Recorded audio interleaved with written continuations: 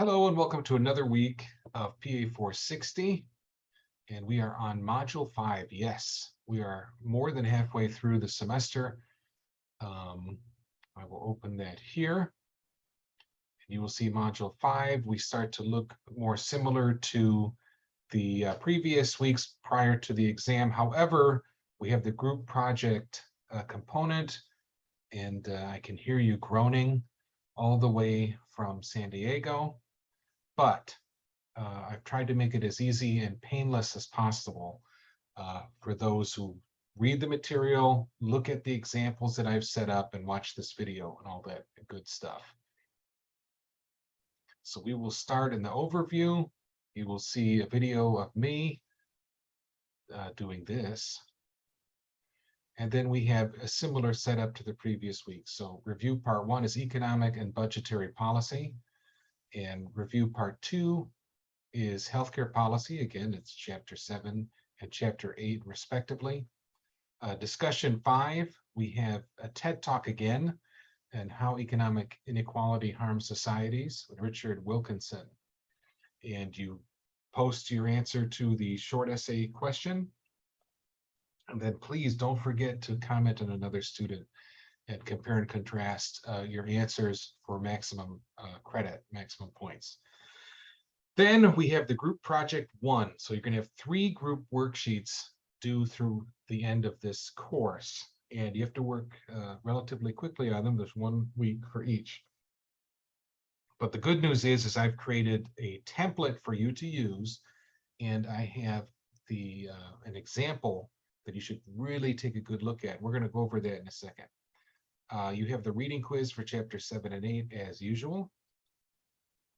So we move through here, economic and budgetary policy. Again, read first, and then this is a summation. Some of these are more updated than what's in the text as far as the graphs and such. Some of the graphs are identical. There's videos there, make sure to watch the videos. And then we switch gears to healthcare policy. And we see there's more videos. Again, as usual, they're not very long. So make sure to watch those. They provide contextual element to the course material. And then we have the discussion, how economic inequality harms societies with Richard Wilkinson. Remember to post. And then once you post, you see all of the other postings and to comment on a fellow student. And here's where it's going to get a little bit different, but not as scary as it may seem. So your first group assignment is the problem statement worksheet. And first, you are going to be put into groups by me. This is going to happen this Sunday. So don't panic if this opens up at midnight Saturday night and you say, uh-oh, I'm not in a group yet. By the end of Sunday, hopefully before then, you will be in a group. So don't worry. To see what group you're in, it's fairly easy.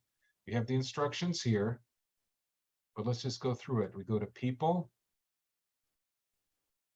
and then you hit project groups. And right now it says there's no groups in this group set. Why? Because I have to wait to see all of your discussion posts to see which groups to put you in. And that I'm going to be looking at after the due date, which is Saturday. For the due date is tonight. However, to comment on another post is Saturday, and that gives me a good idea of who you might want to work with as well.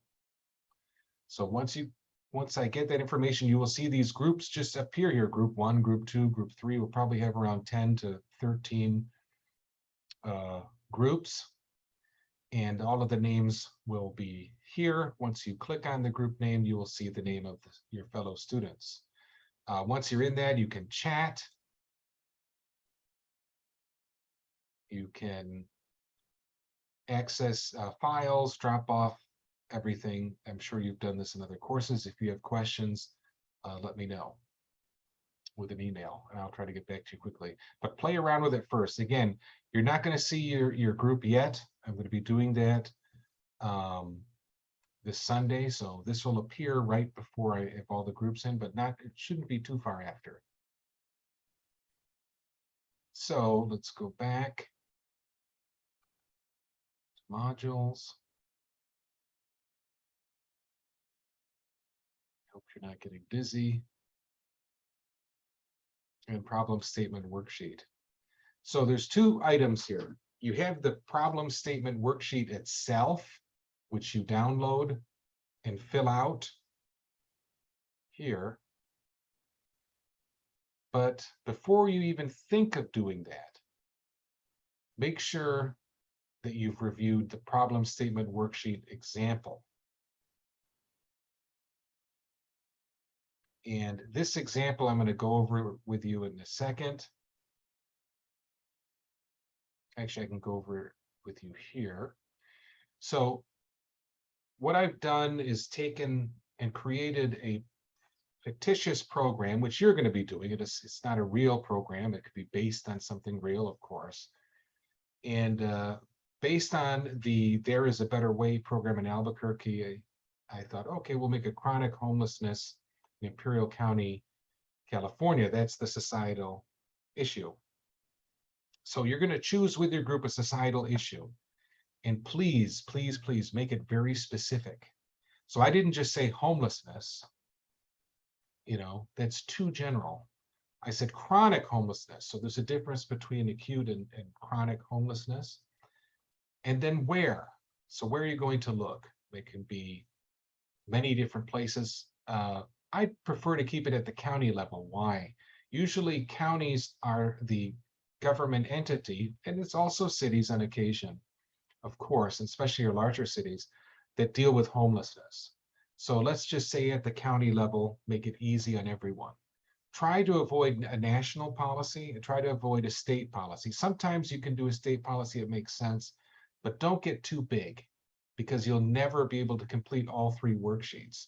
The worksheets play into each other. So the first worksheet is your problem statement. The second worksheet, you're looking at policy solutions to that problem. And then the final worksheet is performance measurement. So that final worksheet, you need to measure how you're going, your policy, if it's working or not, efficiency, effectiveness, etc. So if you pick something very big and very vague that isn't easily measurable, you're going to have trouble down the line. So always try to get it as specific as possible. In this case, we're looking at Imperial County chronic homelessness. We have root causes. And you can see there's several different root causes I put here. Proximate causes, again, know the difference between these two. And you want to make sure that you're putting, more than just one or two things.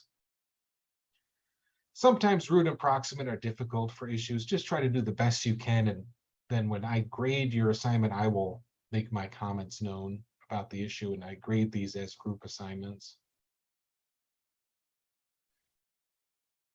What will happen if nothing changes? This is an important thing to answer.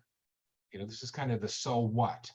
So if nothing changes, the number of chronically homeless could increase, and the negative externalities would increase, and the people will not receive adequate services and suffer further from the consequences of their situation, including sickness, addiction, arrests, alienation, and death. So question 2, who are the primary problem stakeholders? What is their primary motivation? And what is the best outcome from each? So primary motivation, I want you to understand that not all stakeholders will have the same goals in mind or have the same perspective on a situation. I want some recognition of that in your groups. So it says at least 3 stakeholders. 3 means a C, just think of it that way. If you have more, to a maximum of 10, we're not going to get too crazy. That shows me that you put a little more thought into it. And believe me, stakeholders, it'll be easy to get to 10, even 7, 8, that's fine. The example here, chronic homeless persons in Imperial County. Don't just say people, because that's not specific enough. So chronic homeless persons in Imperial County, why? Because they have different perspective and needs than some of the other groups. What do they care about? What's their motivation? Pursuit of resources, shelter, freedom, liberty, need for help, etc. Stakeholder 2, families of chronic homeless persons in Imperial County. So their motivation is to make sure that their loved one receives shelter and as well as adequate mental, physical health, job skills, etc. So slightly different than the actual homeless person sometimes, a lot of the time actually. Imperial County Health and Human Service Department. So I don't need to get into the woods with all the different departments within something as large as a Health and Human Services county level department, but I want you to at least have that. So they want to help as many residents to obtain healthy and sustainable living conditions, safety, within the confines of the budget and resources. So there's administrative capacity issues. And this is to recognize what type of program is realistic, what's feasible, and not just we're going to create a magic program and everyone's saved. Stakeholder 4, municipal police and fire departments in Imperial County. They have a different outlook. They don't want to have these emergency calls where they have to deal, send out fire and police to assist chronically homeless population because it's very expensive and time consuming. Imperial County Sheriff Department and jail. There's a nuance, the difference between police and fire there. This shows me that you're thinking with your group. This means, okay, well, they control the jail. So they don't want to just fill the jail with homeless people because that's expensive, time consuming, and they can't provide the services necessarily that those people need. It's a jail. Imperial County residents, that's more general. So what they want, healthy, prosperous, sustainable community for all residents. Imperial County business and real estate. So they want perhaps a little bit different. They don't want people loitering around their business. They're more concerned with vagrancy issues. Imperial County Hospital and clinics, similar to the fire and police. They want less emergency room visits related to chronic homeless population succumbing to the elements or addiction. And finally, local, state, and national homeless advocate programs. Here you can get a little more specific. I just kept it general. Each area will have different groups that work on this. There's everything from church nonprofits to other nonprofits. But I just lumped them into one group because they're going to want pretty much the same thing, which is chronically homeless receive shelter and adequate mental, physical health and job skills services necessary to productive members of society. And the next question, what market failures are associated with the problem? How and why does each market failure occur? So don't just name it, say how. In this case, we have 3. To make it easy, I put on the back form here, the market failures again from the form you had earlier in the semester. So in this case, inequitable market failures. So for example, for-profit healthcare not easily accessible to chronically homeless. Market-based housing system does not provide enough affordable housing. Substance abuse treatment programs may require resources not available to chronically homeless, high unemployment rates, et cetera, et cetera. Information failures. Chronically homeless are not aware of resources available or do not have access to those resources. Chronically homeless are not aware of own mental or physical health issues, so that they lack that information. Family members not aware of what to do, et cetera. Negative externalities. First responders have to address chronic homeless issues. They're not best equipped to handle in the long term, et cetera. Vagrancy for businesses, public space use, et cetera. So there's different opinions and perspectives here, but these are 3 of the market failures associated with homelessness. So that is your first assignment. So again, choose something, and I'm going to group you in groups that have similar, if not exactly the same, associatedly similar topics that you brought up in the discussion, and choose something specific. Choose an area, preferably county level, maybe state, not national. I mean, maybe, but ask me first. And then that is due next week. That would be due by the end of this week. So go here again. And for this assignment, just one group member needs to hand in the assignment, not all. You have your rubric here. So read through that. And then finally, you have the chapter quiz, reading quiz, which is the usual. So please let me know any questions you have. Please be patient with your group members and show grace in dealing with group members. There's a reason we have group assignments. It isn't just because we're lazy and don't want to grade more papers. It is because we want to make sure that you can work in a group, which when you get to the real world, as many of you already are vibrant members of the real world and coming back to school, realize that that's essential.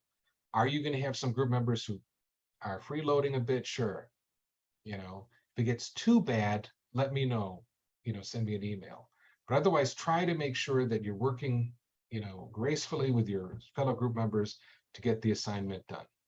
So, any questions, again, feel free to email, and I will see you next week.